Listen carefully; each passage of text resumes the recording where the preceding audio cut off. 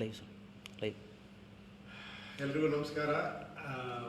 ಇವತ್ತೊಂದು live surprising ಆಗಿ ಏನು ಹೇಳದೇನೆ ಬರ್ತಾ ಇದ್ದೀವಿ, ಯಾಕಂದರೆ ಆ ಥರ ಒಂದು ವಿಷಯ ಇದೆ. ಏನಂದರೆ ನೋಡಿ, ಇವರು ಚಂದ್ರಶೇಖರ್ ಅಂತ ನಮ್ಮ ಚನ್ನಗಿರಿ ತಾಲೂಕಲ್ಲಿರೋರು. ಇವರು ಬಹಳಷ್ಟು ಏನೋ ನಾವು ಪ್ರಜಾಕೀಯ ಅಂತ ಸ್ಟಾರ್ಟ್ ಮಾಡಿದಾಗಿಂದ ಇವರು ನಮ್ಮ ಜೊತೆ ಟಚ್ಚಲ್ಲಿದ್ದಾರೆ. ಅವತ್ತಿಂದ ಅದ್ರ ಬಗ್ಗೆ ತುಂಬ ಇದು ಮಾಡಿ ಏನು ಎಲೆಕ್ಷನ್ಗೂ ನಿಲ್ಲಬೇಕು ಅನ್ನೋ ಒಂದು ಇದಿದೆ. ಆಮೇಲೆ ಎಲ್ಲದಕ್ಕಿಂತ ಹೆಚ್ಚಾಗಿ ಅವರಿಗೆ ಸಮಾಜದ ಬಗ್ಗೆ ಸಿಕ್ಕಾಪಟ್ಟೆ ಕಾಳಜಿ ಇದೆ. ಅದಕ್ಕೋಸ್ಕರ ಅವರು ಈ RTIಗೆಲ್ಲ ತುಂಬ ಇದೆಲ್ಲ ನೋಡಿ, ಇದೆಲ್ಲ RTIಗೆ ಅಪ್ಲಿಕೇಶನ್ ಹಾಕಿ ಅವ್ರು ತರಿಸಿರುವಂಥ ವಿಷಯಗಳು ತುಂಬ ಸತಿ ನನಗೆ ಹೇಳ್ತಾರೆ, ಸರ್ ಈ ಥರ ಎಲ್ಲ ಇಷ್ಟೊಂದು ಇದೆ ಸರ್, ಈ ಥರ ಇದೆ. ನಾನು ಯಾವಳವ್ರಿಗೆ ಹೇಳ್ತಾ ಇದ್ದೆ, ನೋಡ್ರಿ ಇದೆಲ್ಲ ಮೂಲ ಕಾರಣ ಪಾಲಿಟಿಕ್ಸು. ಆ ಪಾಲಿಟಿಕ್ಸ್ ಬದಲಾವಣೆ ಆದರೆ ಇದೆಲ್ಲ ಬದಲಾವಣೆ ಆಗೋದು ಅಂತ. ಅಂಥದ್ರಲ್ಲಿ ಒಂದು ವಿಷಯ, ಅವರು ಈಗಿನ ಸರ್ಕಾರಿ ಶಾಲೆಗಳು ಏನು ಸರ್ಕಾರದ ಒಂದು ಏನೋ ಶೈಕ್ಷಣಿಕ ಮಾಧ್ಯಮದಲ್ಲಿ ಏನೇನು ಆಗ್ತಿದೆ ಅನ್ನೋದು ಡೀಟೇಲ್ಸ್ ತೊಗೊಂಬಂದಿದ್ದಾರೆ. ನೀವು ಕೇಳಿ ಭಾಳ ಆಶ್ಚರ್ಯ ಅನ್ಸುತ್ತೆ ನಿಮಗೆ. ಪಾಯಿಂಟ್ ಹೇಳಿ, ಏನು ಒಂದೊಂದೇ ಹೇಳಿ, ಏನೇನು ನೀವು RTI ಸರ್ ಎಜುಕೇಷನಲ್ಲಿ ವೆರಿ ಇಂಪಾರ್ಟೆಂಟ್ ಏನಂತಂದರೆ ಮೂಲಭೂತ ಸೌಕರ್ಯಗಳು. ಸರ್ ಈಗ ಇಲ್ಲಿ ನೋಡಿ, ನಮ್ಮ ಚನ್ನಗಿರಿ ತಾಲೂಕಲ್ಲಿ 300 ಸರ್ಕಾರಿ ಶಾಲೆಗಳಿದ್ದಾವೆ. ಅದರಲ್ಲಿ 272 ಪ್ರಾಥಮಿಕ ಶಾಲೆಗಳು, 28 ಹೈಸ್ಕೂಲ್ಗಳು. ಸೊ ಇಲ್ಲಿ ಏನು ಹೇಳ್ತಾರೆ ಅಂತಂದರೆ, ಇದರಲ್ಲಿ 870 RCC ಅಂದರೆ ಇದು, ಇನ್ನು 800 ಅಂಚಿನ ಇವೆ ಇದು. ಅದರಲ್ಲಿ ಏನಾಗಿದೆ ಅಂದರೆ ಸರ್, ಒಟ್ಟು 136 ಕೊಠಡಿ ಶಾಲೆಗಳು ದುರಸ್ತಿಯಲ್ಲಿದ್ದಾವೆ. ಎಲ್ಲ ಕಿತ್ತೋಗಿದ್ದಾವೆ. 136 ಶಾಲೆ ನಿಮ್ಮ ಚನ್ನಗಿರಿ ಇದರಲ್ಲಿ 300ರಲ್ಲಿ 136 ಶಾಲೆ, 136 ಶಾಲೆ ದುರಸ್ತಿಯಲ್ಲಿದ್ದಾವೆ. ಈಗ ಒಂದು 100 ಶಾಲೆಗೇನೋ ಪ್ರಪೋಸಲ್ ಕೊಟ್ಟಿದ್ದಾರೆ. ಈಗ 100 ಶಾಲೆ ಮಾಡಬೇಕು ಅಂತ. ಅಂದ್ರೆ ರೂಮ್ಸ್ ಎಷ್ಟು ಅಂದ್ರೆ 516 ರೂಮ್.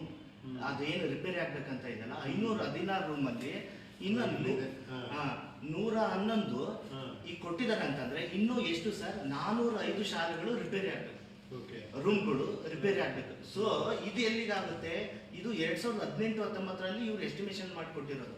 ಇದು ಇವಾಗಾಗಿದೆ. ಇನ್ನ ಅವ್ರು ಮತ್ತೆ ಇನ್ನೊಂದ್ಸರಿ ಕೊಡೋಷ್ಟೊತ್ತಿಗೆ ಏನಾಗುತ್ತೆ, ಇನ್ನು ಅರ್ಧ ಶಾಲೆಗಳು ಅಲ್ಲೇ ಬೀಳುವ ಸ್ಥಿತಿಗೆ ಬಂದಿರುತ್ತೆ. ಸೊ ಇದೇನಾಗ್ತದೆ, ಕಂಟಿನ್ಯೂ ಆಗ್ತಾನೇ ಇರ್ತದೆ. ಆ ಶಾಲೆಗಳು ಮೂಲಭೂತ ಸೌಕರ್ಯಗಳು ಇಲ್ಲ ಅಂತಂದ್ಮೇಲೆ ಮಕ್ಕಳು ಹೇಗೆ ಹೋಗೋಕೆ ಸಾಧ್ಯ? ಅದೇ ಏನಂದ್ರೆ, ಇನ್ನು ತುಂಬಾ ಜನಕ್ಕೆ ಇದ್ರ ಬಗ್ಗೆ ಏನು ಅನ್ಸಲ್ಲ, ಯಾಕಂದ್ರೆ ಎಲ್ಲ ಪ್ರೈವೇಟ್ ಸ್ಕೂಲ್ಗಳು ಓದಿಸ್ತಾ ಇರ್ತೀವಿ ಕಷ್ಟಪಟ್ಟು. ಇನ್ನು ಗೌರ್ಮೆಂಟ್ ಸ್ಕೂಲಲ್ಲಿ ಓದೋರಿಗೆ ಅವ್ರಿಗೇನು ಗೊತ್ತೇ ಆಗಲ್ಲ ಇದು, ಯಾಕಂದ್ರೆ ತಲುಪೋದೇ ಇಲ್ಲ, ಕೇಳೋರಿರಲ್ಲ. ಹೀಗೆ ನಡ್ಕೊಂಡು ಹೋಗ್ತಾ ಇದೆ ಇದರದ್ದು. ಇದು ಒಂದು ವಿಷಯ. ಇನ್ನೊಂದು ವಿಷಯ ನೋಡಿ, ಆ್ಯಕ್ಚುಲಿ ಇನ್ನೊಂದು RTI ಇಂದಲೇ ಅವ್ರು ತೆಗೆಸಿದ್ರೆ, ಇದೆಲ್ಲ ಫ್ಯಾಕ್ಟ್ಸ್, ಇದು ಏನೋ ಸುಮ್ಮನೆ ಹೇಳ್ತಿಲ್ಲ. ಮಾನ್ಯ ಏನೋ ನಮ್ಮ ಶಿಕ್ಷಣ ಮಂತ್ರಿಗಳಾದ ಸುರೇಶ್ ಕುಮಾರ್ ಅವರು ಬಹಳಷ್ಟು ಕೆಲಸ ಮಾಡ್ತಿದ್ದಾರೆ. ಅವ್ರ ಗಮನಕ್ಕೂ ಬರಲಿ ಅಂತ ನಾನು ಆದಷ್ಟು ಇವ್ರಿಗೂ ಹೇಳಿ ಅವ್ರ ಹತ್ರನೂ ಕಳಿಸ್ತೀನಿ. ಡಾಕ್ಯುಮೆಂಟ್ಸ್ ಎಲ್ಲ ಇಟ್ಬಿಟ್ಟು ಅವ್ರಿಗೂ ಒಂದ್ಸತಿ ತೋರಿಸಿ ಇದನ್ನೆಲ್ಲ. ಖಂಡಿತ ನಮ್ಮ ಪ್ರಯತ್ನ ನಾವು ಮಾಡಿ RTI ತೆಗೆದಿರುವಂಥ ಎಲ್ಲ ವಿಷಯಗಳನ್ನು ಕೂಡ ನೀವು ತಿಳ್ಕೊಳ್ಳಿ, ನಮ್ಮ ಶಿಕ್ಷಣ ಮಂತ್ರಿಗಳಿಗೂ ಕೊಡೋಣ ಇದನ್ನ. ಸರ್ ಇನ್ನೊಂದು ಬೇಸಿಕಲಿ ಈಗ ಗೊತ್ತಿದೆ, ಮಕ್ಕಳು ಎಲ್ಲ ಕೈಯಲ್ಲೂ ಮಕ್ಕಳು ಮೊಬೈಲ್ ಇಟ್ಕೊಂಡು ಇದು ಮಾಡ್ತಾರೆ. ಈಗ ಕಂಪ್ಯೂಟರ್ ಶಿಕ್ಷಣ ಅನ್ನೋದು ಎಷ್ಟು ತುಂಬ ಸರ್ಕಾರಿ ಶಾಲೆಯಲ್ಲಿ ಇದಾಗಿದೆ ಅಂದರೆ, ಈ ಖಾಸಗಿ ಶಾಲೆಯಲ್ಲಿ ಫಸ್ಟ್ ಸ್ಟ್ಯಾಂಡರ್ಡಿಂದನೇ ಮಕ್ಕಳಿಗೆ ಕಂಪ್ಯೂಟರ್ ಶಿಕ್ಷಣ ಕೊಡ್ತೀವಿ. ಬಟ್ ನಮ್ಮ ಮಕ್ಕಳಿಗೆ SSLC ಆದರೂ ಒಂದು ಕಂಪ್ಯೂಟರ್ನ ಟಚ್ ಮಾಡೋಕ್ಕೂ ಆಗ್ತಿಲ್ಲ. ಇದೊಂದು ಯೋಜನೆ ಇತ್ತು 2010ರಿಂದ 14ರವರೆಗೆ. ಸೊ ಸರ್ಕಾರದ ಒಂದು ಏನೋ ಒಂದು ಇದರಿಂದ ಅದು 2014ರಿಂದ ಸ್ಥಗಿತ ಆಗಿದೆ. ಸೊ ಅಲ್ಲಿಂದ ಏನಾಗಿದೆ ಅಂದರೆ, ಒಂದು ಕಂಪ್ಯೂಟರ್ ಅಂದರೆ ಒಂದು ಶಾಲೆಯಲ್ಲಿ, ಈಗ ನಮ್ಮ ಚನ್ನಗಿರಿಯಲ್ಲಿ 28 ಶಾಲೆಗಳಿದ್ದಾವೆ.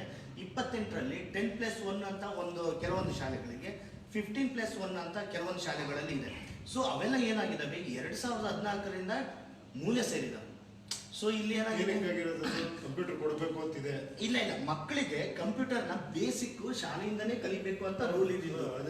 ಸೊ ಇವಾಗ ತೆಗೆದಾಕಿ ಏನ್ ಮಾಡಿದ್ದಾರೆ, ಅವರು ಡೈರೆಕ್ಟ್ನರೇ 2 ಟೀಚರ್, ಒಂದು ಶಾಲೆಯಲ್ಲಿ 2 ಟೀಚರ್ಗೆ ಟ್ರೈನಿಂಗ್ ಕೊಡ್ತಿದ್ದಾರೆ. ಸೊ ಇದನ್ನ ಅವರು ಸಮರ್ಥನೆ ಕೊಡ್ತಾರೆ. ಯಾಕೆ ಸಮರ್ಥನೆ ಕೊಡ್ತಾರೆ ಅಂದರೆ, ಈಗ ಎಸ್ಪೆಷಲಿ ಯಾರಾದರೂ ಒಬ್ಬರು ಹಿಸ್ಟ್ರಿ ಇಲ್ಲ ಸೈನ್ಸು ಅವ್ರು ಮಾಡೋರು, ಅವ್ರದ್ದೇ ಆದ ಒಂದು ರೆಸ್ಪಾನ್ಸಿಬಿಲಿಟಿ ಇರ್ತದೆ, ಮಕ್ಕಳಿಗೆ ರಿಸಲ್ಟ್ ಇಷ್ಟ ಆಗಿದೆ. ಸೊ ಈ ಟೀಚರ್ಸು ಮಕ್ಕಳಿಗೆ ಕಂಪ್ಯೂಟರ್ ಹೇಳ್ಕೊಡಲ್ಲ, ಅವ್ರು ಸಬ್ಜೆಕ್ಟಿವ್ ವೈಸ್ ಮಾಡಿ ಮಾತ್ರ ಸುಮ್ಮನೆ ಆಗ್ಬಿಡ್ತಾರೆ. ಸೊ ನಾವೇನು ಹೇಳ್ತೀವಿ, ಇಲ್ಲಿ ಮುಂಚೆ ಹೇಗಿತ್ತಲ್ಲ, ಅವರಿಗೆ ಸಪ್ರೇಟಾಗಿ ಒಬ್ಬರು ಕಂಪ್ಯೂಟರ್ ಟೀಚರ್ನ ಏನಾದ್ರು ನೇಮಕ ಮಾಡಿದರೆ ಎಲ್ಲ ಮಕ್ಕಳಿಗೂ ಕಂಪ್ಯೂಟರ್ನ ಹೇಳ್ಕೊಡ್ತಾರೆ. ಈಗ ಹಳ್ಳಿ ಮಕ್ಕಳು ಸರ್ ದೂರ ಊರಿಗೆ, ಈಗ ನಮ್ಮ ಚನ್ನಗಿರಿಯಿಂದ ಒಂದು 30-40 ಕಿಲೋಮೀಟರ್ ದೂರದಿಂದ ಬಂದು ಚನ್ನಗಿರಿ ಕಲಿಯೋಕ್ಕಾಗಲ್ಲ.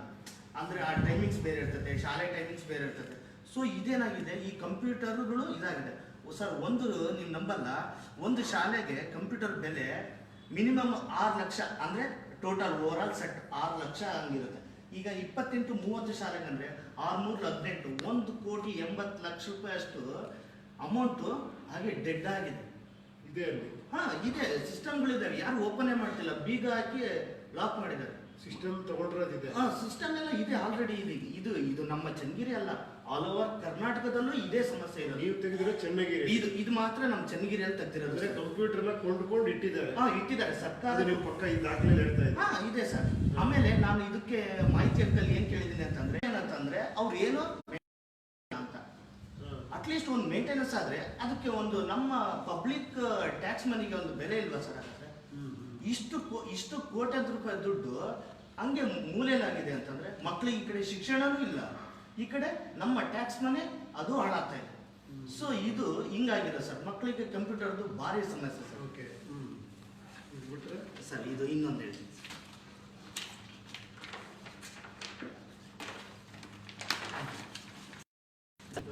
ಈಗ ಡಿ ಗ್ರೂಪ್ ನೌಕರರು ಅಂತ ಸರ್, ಇದು ನಮ್ಮ ಚನ್ನಗಿರಿಯಲ್ಲಿ, ನಮ್ಮ ಚನ್ನಗಿರಿ ತಾಲೂಕಲ್ಲಿ ಸರ್, ಇದು ಡಿ ಗ್ರೂಪ್ ನೌಕರರ ಸಮಸ್ಯೆ ಅಂತ. ಇದೇನಾಗಿದೆ ಅಂದ್ರೆ ಸರ್, ಒಟ್ಟು ಚನ್ನಗಿರಿ ತಾಲೂಕಲ್ಲಿ ಅದೇ ನಾನೇನು ಹೇಳ್ತೀನಿ, ಮಿಡ್ಲ್ ಸ್ಕೂಲ್ ಲೆವೆಲ್ಲಾಗಿ ಎಲ್ಲೂ ಡಿ ಗ್ರೂಪ್ ನೌಕರು ಇಡಲ್ಲ. ಅವರೇ ಟೀಚರ್ಸ್ ಯಾರೋ ಒಬ್ರು ಒಂದು ಸ್ವಲ್ಪ ಕ್ಲೀನ್ ಮಾಡ್ತಾರೆ. ಯಾಕಂದ್ರೆ ಈ ಹೋಗ್ತಾ ಏನಾಗ್ತದೆ, ಮಕ್ಕಳ ಸಂಖ್ಯೆ ಕಮ್ಮಿ ಆಗ್ತಾ ಇರೋದ್ರಿಂದ ಅದಕ್ಕೆ ಇಲ್ಲಿವರೆಗೂ ಇಟ್ಟಿಲ್ಲ. ಇತಿಹಾಸದಲ್ಲೇ ಡಿ ಗ್ರೂಪ್ ನೌಕರನ್ನ ಮಿಡ್ಲ್ ಸ್ಕೂಲ್ ಇಡಬೇಕು ಸರ್. ಯಾಕಂದ್ರೆ ಮಕ್ಕಳು ಸೆನ್ಸಿಟಿವ್ ಇರ್ತಾರೆ ಸರ್. ಒಂದು ಸಣ್ಣ ಇದಾಯ್ತಂದ್ರೆ ಪೇರೆಂಟ್ಸು ಅವ್ರಿಗೆ ಆಸ್ಪತ್ರೆ ದೂರ ಕರ್ಕೊಂಡು ಹೋಗ್ಬೇಕು. ಇದು ನಮ್ಮ ತಳಮಟ್ಟದ ಬಿಡಬೇಕು ಅಂತಿದೆ, ಎಷ್ಟು ಜನ ಇಡಬೇಕು ಅಂತ ಇದೆಯಾ ಕಾನೂನಲ್ಲಿ? ಅಲ್ಲ, ಅದು ಇಲ್ಲ ಸರ್. ಯಾಕಂದ್ರೆ ಅವ್ರು ಎಲ್ಲೂ ನೇಮಿಸಿಲ್ಲ ಇಲ್ಲಿವರೆಗೆ. ಹೈಸ್ಕೂಲ್ ಲೆವೆಲ್ಗೆ ನೇಮಿಸ್ತಾರೆ ಸರ್. ಈಗ ನಮ್ಮ 28 ಸರ್ಕಾರಿ ಶಾಲೆಯಲ್ಲಿ ನಾನು, ಯಾಕಂದ್ರೆ ಇದು ಇಲ್ಲಿ ಇರೋದು ಮಾತ್ರ ಹೇಳ್ತೇನೆ, ಹೈಸ್ಕೂಲ್ ಲೆವೆಲ್ಗೆ ಹೇಳ್ತೇನೆ ಸರ್. ಹೈಸ್ಕೂಲ್ ಲೆವೆಲ್ಗೆ ಏನಾಗುತ್ತೆ ಅಂದ್ರೆ, ಒಂದು ಶಾಲೆ, ಒಂದು ನಲ್ಲೂರು ಅಂತ ಒಂದು ಶಾಲೆ ತಗೊಂಡಿದ್ದೀನಿ. ಅಲ್ಲಿ 272 ಹೆಣ್ಣು ಮಕ್ಕಳಿದ್ದಾರೆ ಸರ್. ನೋಡಿ, 272 ಹೆಣ್ಮಕ್ಳು ಅಂದ್ರೆ ಈಗ ನಿಮಗೆ ಗೊತ್ತಿದೆ, ಹೆಣ್ಮಕ್ಳು ಈಗ ಒಂದು ಬೇಗ ದೊಡ್ಡವರಾಗ್ತಾರೆ, ಅವರಿಗೆ ಅವ್ರದೇ ಆದ ಒಂದು ಸಮಸ್ಯೆಗಳಿರುತ್ತೆ, ಅದು ಹೆಣ್ಮಕ್ಳಿಗೆ ಬೇಗ ಗೊತ್ತಾಗುತ್ತೆ. ಸೊ ಅಂಥವ್ರು ಏನಾಗುತ್ತೆ, ಅದೆಲ್ಲ ತುಂಬ ಶುಚಿಯಾಗಿರ್ಬೇಕು. ಶುಚಿ ಏನು ಅವರು ಯೂಸ್ ಮಾಡ್ತಾರೋ ಅದು ತುಂಬ ಶುಚಿಯಾಗಿರ್ಬೇಕು. ಸರ್ಕಾರ ಇದಕ್ಕೆ ಎಷ್ಟು ಕೊಡುತ್ತೆ ಅಂತಂದ್ರೆ 4,000 ರೂಪಾಯಿನ 4,000ದಿಂದ 5,000 ರೂಪಾಯಿ ಕೊಡುತ್ತೆ ಅಂತ ಹೇಳ್ತೇವೆ. ಇದು RTI ಡೀಟೇಲ್ಸ್ ಅಲ್ಲಿ 5,000 ಯಾರಿಗೆ? 5,000 ಮೇಂಟೆನೆನ್ಸ್ ಸಿಗಂತ ವರ್ಷಕ್ಕೆ ಒಂದು ಸ್ಕೂಲ್ಗೆ. ಯೋಚನೆ ಮಾಡಿ ಸರ್, 5,000 ಕೊಟ್ರೆ 10 ತಿಂಗಳಿಗೆ ಎಷ್ಟಾಗುತ್ತೆ? 500 ರೂಪಾಯಿ ಆಗುತ್ತೆ. ಅಂದ್ರೆ ಪರ್ ಮಂತ್ 500 ರೂಪಾಯಿ ಆಗುತ್ತೆ. ಆಯ್ತಾ? 500 ರೂಪಾಯಿನ 25 ದಿವಸ ಶಾಲೆ ತರಿಸ್ತಾರೆ. 500 ರೂಪಾಯಿನ ಡಿವೈಡೆಡ್ ಮಾಡ್ರೆ ಈ ಒಂದು 20-25 ರೂಪಾಯಿ ಬರುತ್ತೆ ಸರ್. 25 ರೂಪಾಯಿ ಮೇಂಟೈನ್ ಮಾಡಬೇಕು ಒಂದು ದಿವಸಕ್ಕೆ. ಎಷ್ಟು ಮಕ್ಕಳಿಗೆ? 272 ಮಕ್ಕಳಿಗೆ. ನೋಡಿ, 272 ಮಕ್ಕಳಿಗೆ ಇಷ್ಟು ಶುಚಿಗೆ. ನಾನು ನಮ್ಮ ಫ್ಯಾಮಿಲಿ, ಗಂಡ ಹೆಂಡತಿ ಮಕ್ಳು ಇಬ್ರು ಇದ್ರೆ ಮಿನಿಮಮ್ 2 ಲೈಸಲ್ ಯೂಸ್ ಮಾಡ್ತೀವಿ 15 ದಿವಸಕ್ಕೆ ಒಂದ್ಸರಿ. ಇಲ್ಲಿ ತಿಂಗಳಿಗೆ 20 ರೂಪಾಯಿ ಅಲ್ಲ, ಒನ್ ಡೇಗೆ 20 ರೂಪಾಯಿ ಖರ್ಚು ಮಾಡೋಕ್ಕಾಗಲ್ಲ ಸರ್ ಸರ್ಕಾರಕ್ಕೆ. ಯಾಕೆ ಸರ್? ಮತ್ತೆ ಇಷ್ಟು ಅವ್ಯವಸ್ಥೆ ಆದ್ರೆ ಸರ್ಕಾರಿ ಶಾಲೆಗೆ ಯಾಕೆ ಸೇರಿಸ್ಬೇಕು? ಮತ್ತೆ ಸೇರಿಸಬೇಡಿ ಅಂತಾನೆ ಮಾಡ್ತಿರೋದು ಇದು. ನಿಮ್ಗೊಂದು ಗೊತ್ತಿಲ್ವಾ? ಯಾವಾಗ ನೀವೇ ಪ್ರಜೆಯಾಗಿ ಕೇಳ್ತೀನಿ, ಓಕೆನಾ? ನಿಮ್ಗೆ ದುಡ್ಡಿರೋರು ಕಂಡ್ರೆ ಓಟ್ ಹಾಕ್ತೀರಾ, ಜಾತಿ ಮತ ದುಡ್ಡು ಹಾಕ್ತೀರಾ, ದೊಡ್ಡ ವ್ಯಕ್ತಿಗಳು ಓಟ್ ಹಾಕ್ತೀರಾ, ದೊಡ್ಡ ಪಕ್ಷಗಳಿಗೆ ಓಟ್ ಹಾಕ್ತೀರಾ, ಕರೆಕ್ಟ್ ತಾನೆ? ಯಾರೋ ಒಬ್ಬ ನಾರ್ಮಲ್ ಒಬ್ಬ ವ್ಯಕ್ತಿಗೆ ಓಟ್ ಹಾಕ್ತೀರಾ ನೀವು? ಒಬ್ಬ ಇಂಡಿಪೆಂಡೆಂಟ್ ಆಗಿ ಅವ್ನು ಏನೂ ಇಲ್ಲಪ್ಪ, ನಾನು ಒಬ್ಬ ಯಾರೋ ಒಬ್ಬ ಏನೋ 10 ರೂಪಾಯಿಗೆ ಒಬ್ರು ಡಾಕ್ಟರ್ಗೆ ಸೇವೆ ಮಾಡಿದ್ರು ಮಂಡ್ಯಲ್ಲಿ, ಕರೆಕ್ಟ್ ಅಲ್ವಾ? ನಿಜವಾದ ಸೇವೆ ಅಷ್ಟು ವರ್ಷ ಮಾಡಿದ್ರಲ್ಲ, ಅವ್ರು ಓಟ್ ಹಾಕಿ ಗೆಲ್ಸ್ಬೇಕಾಗಿತ್ತಲ್ವ ನೀವು, ಅಲ್ವಾ? ತಪ್ಪು ಯಾರದ್ದು? ಯಾಕೆ ನೀವು ಪೊಲಿಟಿಷಿಯನ್ಸ್ಗೆ ಇದು ಮಾಡ್ತೀರಾ? ಅವರು ಅದನ್ನು ನೀವು ಬಿಸ್ನೆಸ್ ಮಾಡಿದ್ದೀರಾ, ಅವರು ಅದನ್ನು ಬಿಸ್ನೆಸ್ ಮಾಡಿದ್ದಾರೆ. ಸೊ ಅದಕ್ಕೆ ಕನೆಕ್ಟೆಡ್ ಆಗಿರೋಲ್ಲ, ಬಿಸ್ನೆಸ್ ಆಗಿದೆ. ಪಾಲಿಟಿಕ್ಸ್ನ ಬಿಸ್ನೆಸ್ ಮಾಡಿರೋದು ಯಾರು? ರಾಜಕಾರಣಿಗಳ, ಜನಗಳ, ಯಾರು? ಕರೆಕ್ಟ್ ಅಲ್ವಾ? ಈಗ ನೀವು RTIಗೆ ಹಾಕ್ಬಿಟ್ಟು ಇದು ಸರಿ ಇಲ್ಲ ಅಂತೀರಾ, ಬಟ್ ಎಲೆಕ್ಷನ್ ಟೈಮಲ್ಲಿ ಮಾತ್ರ ಎಲ್ಲ ತಪ್ಪುಗಳು ಮಾಡ್ತೀವಿ ನಾವು. ಎಲ್ಲಿ ಸರಿ ಮಾಡ್ಬೇಕಾಗಿರೋದು ಇದನ್ನ? ಜನಗಳು ನಾವೇ ಓಟ್ ಹಾಕುವಾಗಲೇ ಅಲ್ಲಿ ಬಿಸ್ನೆಸ್ ದುಡ್ಡು ಇಸ್ಕೊಳ್ಳದೆ ಓಟ್ ಹಾಕಲ್ಲ ಅಂದ್ಬಿಟ್ಟು, ಇಲ್ಲಿ ಮಾತ್ರ ನೋಡಿ ಸರ್ 20 ರೂಪಾಯಿ ಕೊಡ್ತೀರ ಅಂದ್ರೆ ಅವನು ಒಬ್ಬೊಬ್ರಿಗೆ 500-1,000 ರೂಪಾಯಿ ಓಟ್ ಹಾಕಿ ಕೊಟ್ಟಿದ್ದಾರೆ. ಅವ್ನು ಎಲ್ಲಿ ಕೊಡ್ತಾರೆ ಇದಕ್ಕೆಲ್ಲ ದುಡ್ಡು? ಈಗ ಇನ್ನೊಂದು ಸಮಸ್ಯೆ ಏನಂದ್ರೆ ಸರ್, ಈಗ ECOಗಳು ಅಂತ ಇರ್ತಾರೆ, ಎಜುಕೇಶನ್ ಕೋಆರ್ಡಿನೇಟರ್ ಅಂತ. ಈ ಖಾಸಗಿ ಶಿಕ್ಷಣ ಸಂಸ್ಥೆಗಳು ಯಾವ ತರ ಒಂದು ಡೆವಲಪ್ ಆಗುತ್ತಂತ, ಇಲ್ಲೇ ಒಂದು ಸರ್ಕಾರಿ ಶಾಲೆ ಇದೆ ಅಂತಂದ್ರೆ ಅಲ್ಲೇ ಒಂದು ಶಾಲೆನ ಇದು ಮಾಡ್ತಾರೆ. ಇದು ಅಡ್ಮಿನಿಸ್ಟ್ರೇಷನ್ ಲೆವೆಲ್ಗೆ ಏನಾಗುತ್ತೆ, ಪರ್ಮಿಷನ್ ಕೊಡ್ತಾರೆ ಸರ್. ಒಂದು 30,000 ರೂಪಾಯಿ ಕೊಟ್ಟರೆ ಯಾರಿಗಾದ್ರೂ ಪರ್ಮಿಷನ್ ಕೊಟ್ಬಿಡ್ತಾರೆ. ಇದು ಏನಾಗುತ್ತೆ ಅಂತಂದ್ರೆ ಸರ್ಕಾರದ ಸುತ್ತೋಲೆ ಇದೆ ಸರ್, ಕಟ್ಟಡ ಇಷ್ಟೇ ಇರಬೇಕು, ಮಕ್ಕಳ ಸಂಖ್ಯೆ ಅನುಗುಣವಾಗಿ ಇಷ್ಟೇ ಕಟ್ಟಡ ಇರಬೇಕು, ಆಮೇಲೆ ಮೈದಾನ ಇರಬೇಕು, ಆಮೇಲೆ ಪ್ರತಿಯೊಂದು ಇರುತ್ತೆ. ಇವ್ರು ಏನ್ ಮಾಡ್ತಾರೆ ಸರ್, ಎಜುಕೇಶನ್ ಕೋಆರ್ಡಿನೇಟ್ರು ಅವರು ಹೋಗೋದಿಲ್ಲ ಸರ್ ಎಲ್ಲಿಗೆ, ಶಾಲೆಗಳಿಗೆ ಹೋಗಿ ಚೆಕ್ ಮಾಡೋದೇ ಇಲ್ಲ. ಇದು ನೋಡಿ ಸರ್, ಪ್ರೈವೇಟ್ ಸ್ಕೂಲ್ ಇದು ಸರ್. ಇದು ಇಲ್ಲಿ ನೋಡಿ ಸರ್, ಇದೊಂದು ಚನ್ನಗಿರಿ ಸರ್ಕಾರಿ ಶಾಲೆ ತೆಗೆದಿದ್ದೀನಿ. Private school ಯಾವ್ದಿದು? ಸರ್ಕಾರಿ ಶಾಲೆ? ಹೌದು ಸರ್. ಅಲ್ಲ, ಖಾಸಗಿ ಶಾಲೆ. ಖಾಸಗಿ ಶಾಲೆ, ಪ್ರೈವೇಟ್ ಸ್ಕೂಲ್. ಪ್ರೈವೇಟ್ ಶಾಲೆಗೆ ನಾನು ಒಂದು 20 ವರ್ಷ ಮಾಹಿತಿ ಕೇಳಿದ್ದೆ ಸರ್. ಅವರು 5 ವರ್ಷ ಮಾಹಿತಿ ಕೊಟ್ಟಿದ್ದಾರೆ. ಇಲ್ಲಿ 5 ವರ್ಷದ ಮಾಹಿತಿ ಕೊಟ್ಟಿದ್ದಾರೆ, ಆಯ್ತಾ ಸರ್. ಇವ್ರು ಹೆಂಗ್ ಹೋಗಿದ್ದಾರೆ ಅಂತಂದ್ರೆ 58 ಖಾಸಗಿ ಶಾಲೆ ಅಂತ ನನಗೆ ರಿಪೋರ್ಟ್ ಹೇಳ್ತಾರೆ, RT ರಿಪೋರ್ಟ್. ಇದರಲ್ಲಿ 33 ಶಾಲೆಗೆ ಕರೆಕ್ಟಾಗಿ ಒನ್ ಟೈಮ್ ಹೋಗಿದ್ದಾರೆ ಸರ್. ಒಂದೇ ಟೈಮ್ ಹೋಗಿರೋದು, ಆಯ್ತಾ, ವರ್ಷಕ್ಕೆ ಒಂದೇ ಟೈಮ್ ಹೋಗಿ ರಿಪೋರ್ಟ್ ಮಾಡಿಲ್ವಾ? ಅದೇ ಸರ್, ಒನ್ ಟೈಮ್ ಹೋಗಿದ್ದಾರೆ ಅಷ್ಟೇನೆ. ಇನ್ನು ಬೇರೆ 2 ಟೈಮ್ ಆಗಿರೋ ಒಂದು 10 ಶಾಲೆಗೆ ಹೋಗಿದ್ದಾರೆ ಅಷ್ಟೇ ಸರ್. ಎಷ್ಟು ವರ್ಷಕ್ಕೆ? 5 ವರ್ಷಕ್ಕೆ 5 ವರ್ಷಕ್ಕೆ ಒನ್ ಟೈಮ್ ಹೋಗಿದ್ದಾರೆ ಸರ್. ಈ ತರ ಹಿಂಗಾದ್ರೆ ಖಾಸಗಿ ಶಾಲೆಯವರು ಅವ್ರ ಮನಸ್ಸಿಗೆ ಬಂದಂಗೆ ಮಾಡ್ತಾರೆ. ಸೊ ಮತ್ತೆ ಕಾನೂನು ಯಾಕೆ ಬೇಕು? ಖಾಸಗಿ ಶಿಕ್ಷಣ ಅವರೊಟ್ಟಿಗೆ ಅವ್ರು ಬಿಟ್ಟರೆ ಮತ್ತೆ ಯಾಕೆ ಇರಬೇಕು? ಅಡ್ಮಿನಿಸ್ಟ್ರೇಷನ್ ಲೆವೆಲ್ಗೆ ಯಾಕೆ ಇರಬೇಕು? ಹೌದಲ್ಲ ಸರ್. ಈ ಸರ್ಕಾರಿ ಶಾಲೆಗಳು ಯಾರು ಗಮನನೇ ಕೊಡ್ತಾ ಇಲ್ಲ. ಏನೋ ಒಂದಿಷ್ಟು ಫಂಡ್ ಬರ್ತಾ ಇದೆ, ಅದನ್ನು ಕೊಡ್ತಾರೆ, ಮಾಡಿದ್ರೆ ಮಾಡಿ, ಬಿಟ್ರೆ ಬಿಡಿ ಅಂತ. ಏನೋ ಒಂದು 25,000 ರೂಪಾಯಿ ಮೇಂಟೆನೆನ್ಸಿಗೆ ಅಂತ ಏನೋ ಕೊಡ್ತಾರೆ, ಅದು ಮಕ್ಕಳು ವಯಸ್ಸು, ಒಂದು ಮಗುಗೆ ಇಷ್ಟು ಅಂತ ಏನೋ ಕೊಡ್ತಾರೆ. ಸೊ ಅದು ಯಾವ ಮೂಲೆಗೂ ಆಗಲ್ಲ ಸರ್. ಇನ್ನೇನು ಸರ್ ಸರ್ಕಾರಿ ಶಾಲೆ ಅಭಿವೃದ್ಧಿ ಆಗುತ್ತೆ ಸರ್? ಇಲ್ಲಿ ಇವರೆಲ್ಲ ಖಾಸಗಿಗೆ ಜಾಸ್ತಿ ಪ್ರಿಫರೆನ್ಸ್ ಕೊಡ್ತಾರೆ.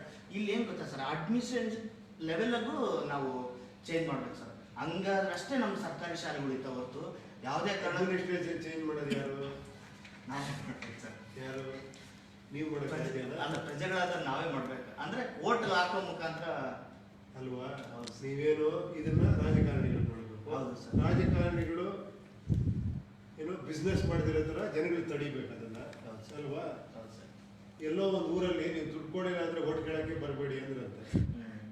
ಆ ಥರ ಇದ್ದಾಗ ಅವರು ದುಡ್ಡು ಬಿಸಾಕಿದ್ದೀನಿ, ನಿನ್ಗ್ಯಾಕೆ ಸರ್ಕಾರಿ ಶಾಲೆ, ನಿನ್ಗ್ಯಾಕೆ ಸರ್ಕಾರಿ ಆಸ್ಪತ್ರೆ?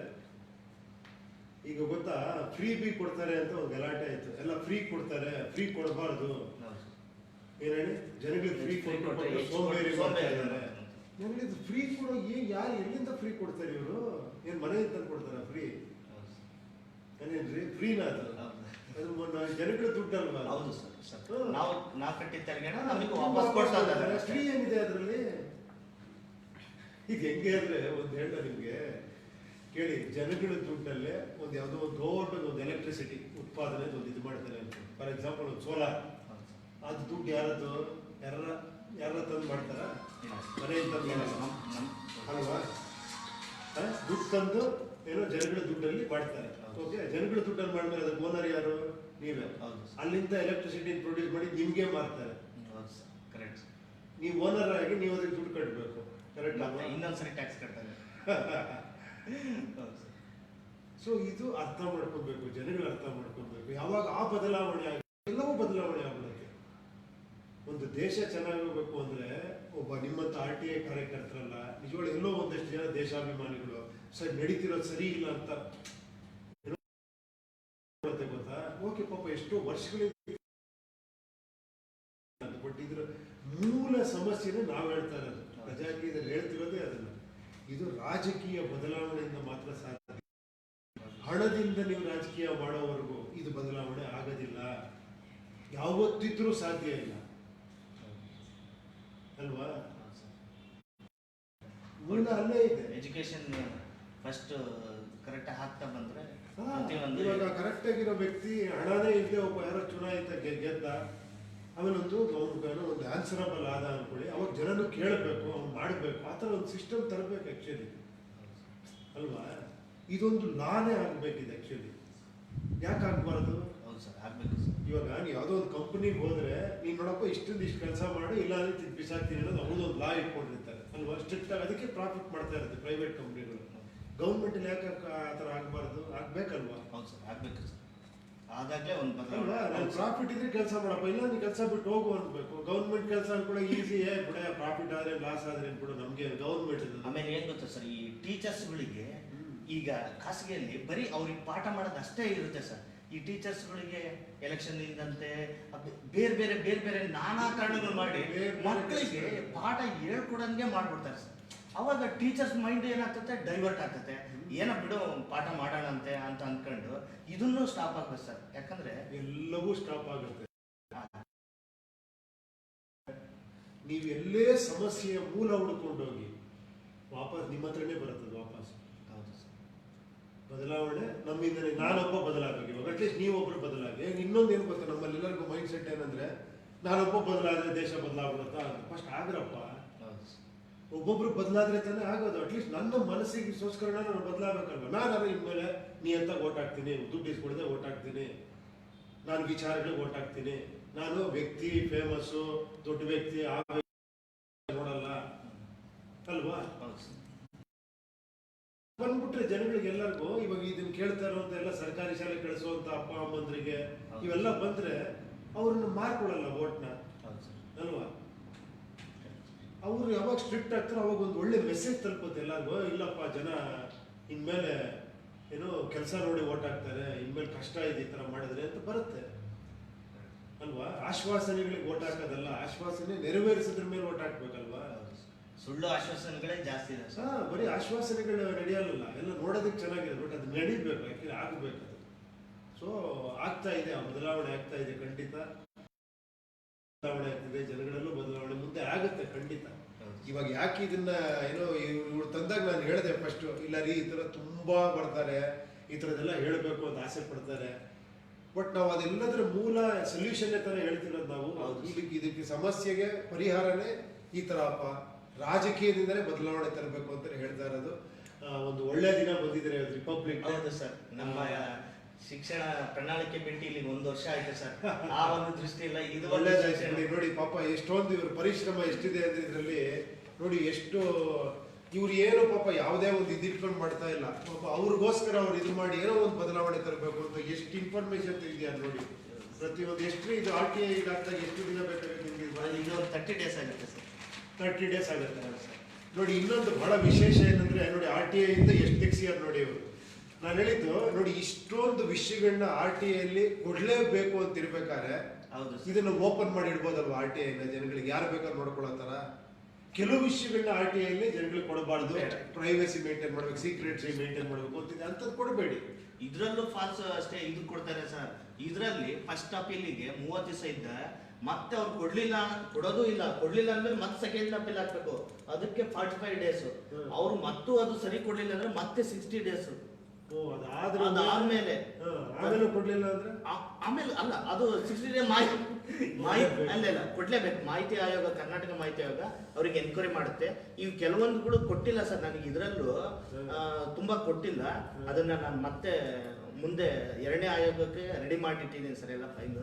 ಸೊ ಯಾಕಂದ್ರೆ ಇದು ತುಂಬಾ 80% ಜನಕ್ಕೆ ಈ ಸಮಸ್ಯೆಗಳ ಬಗ್ಗೆ ಅಂದ್ರೆ ನೀವು ನೋಡಿ, ನಿಜವಾದ ಡಿಜಿಟಲ್ ಇಂಡಿಯಾ ಅಂದ್ರೆ ಈ ಪೇಪರ್ಗಳು ಹೋಗ್ಬಿಡ್ಬೇಕು, ಮರಗಳು ಕಟ್ ಮಾಡೋದು. ಈ ಪೇಪರ್ ಹೋದ್ರೆ ಎಷ್ಟೋ ಮರಗಳು ಉಳಿತದೆ.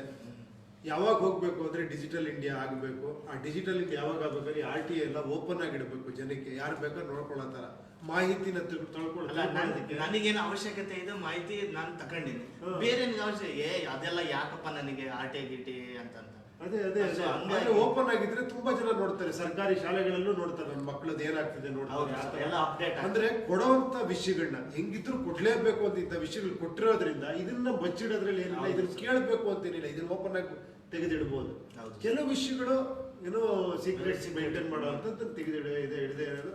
ಈ ಒಂದು ಬದಲಾವಣೆ ಆಗಲಿ ಅಂತ ಕೇಳ್ಕೊಂತೀವಿ. ಒಂದು ಒಳ್ಳೆ ಕೆಲಸ ಮಾಡಿದ್ದೀರಾ ಪಾಪ. ಏನಂದ್ರೆ ನಾನು ಹೇಳ್ತಿರೋದೇ, ನೀವು ಎಷ್ಟೇ ಮಾಡಿದ್ರು ಕೂಡ ಇದ್ರ ಸಮಸ್ಯೆ ಪರಿಹಾರ ಇಲ್ಲಿ ಒಂದೇ ಕಡೆ ಇರೋದು ನನ್ನ ಪ್ರಕಾರ. ನಿಮ್ಗೆ ಏನಾರ ಅದ್ರ ಪರಿಹಾರ ಇನ್ನೊಂದ್ ಕಡೆ ಸಿಗುತ್ತೆ ಅಂದ್ರೆ ನೋಡಿ.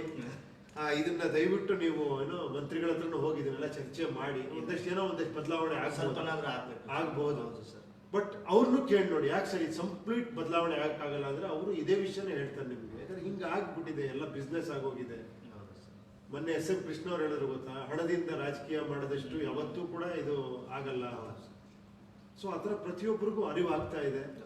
ಅಲ್ಲಿ ಮೋದಿ ಅವರು ಕೂಡ ಹಲವಾರು ಏನಂದ್ರೆ ಡಿಜಿಟಲಿ ಇದು ಮಾಡಿ ಚೇಂಜಸ್ ಟೆಕ್ನಾಲಜಿ ತಂದು ಆಕ್ಚುಲಿ ಕ್ಯಾಶ್ ಇಲ್ದೇ ಇರೋ ಥರ ಮಾಡಬೇಕು ಅಂತ ಪ್ರಯತ್ನ ಪಡ್ತಿದ್ದಾರೆ. ನೋಡೋಣ ಆದಷ್ಟು ಬೇಗ ಆಗಲಿ ಅಂತಷ್ಟೇ. ಯಾಕಂದ್ರೆ ಇವಾಗ ನಮಗೂ ಒಂದು ಏನೋ ಒಂದು ಬದಲಾವಣೆ ಕನಸು ಕಾಣ್ತಾ ಇದೀವಿ ನಾವೆಲ್ಲ. ಆಗ್ಬೇಕಲ್ಲ ಸರ್, ಯಾರಾದ್ರೂ ಮಾಡ್ಲಿ, ಒಟ್ಟಿನಲ್ಲಿ ಈ ಬದಲಾವಣೆ ಆಗೋದು ಬಹಳ ಮುಖ್ಯ. ಯಾಕಂದ್ರೆ ನೋಡಿ, ನಾವು ಅನ್ಕೊಂಡಿದ್ದೀವಿ ಏನಂದ್ರೆ ಏನೋ ಈ ತರದ್ರಲ್ಲಿ ಒಂದಷ್ಟು ಜನ ಸುಖವಾಗಿರ್ಬೋದು, ಬಟ್ ಇಡೀ ಸಮಾಜ ಚೆನ್ನಾಗಿ ಆಗ್ಬಿಟ್ರೆ, ಈಗ ಸುಖವಾಗಿದಾರಲ್ಲ ಈ ಕರಪ್ಷನ್ ಮಾಡ್ಕೊಂಡು, ಅವ್ರು ಇನ್ನೂ ಚೆನ್ನಾಗಿ ಸುಖವಾಗಿರ್ತಾರೆ. ಅವ್ರ ಮಕ್ಕಳು ಒಂದು ಅದ್ಭುತವಾದ ಸಮಾಜ ಸಿಗುತ್ತೆ. ಅವರು ಬದಲಾಗ್ಬೇಕಿಲ್ಲ ಆಕ್ಚುಲಿ.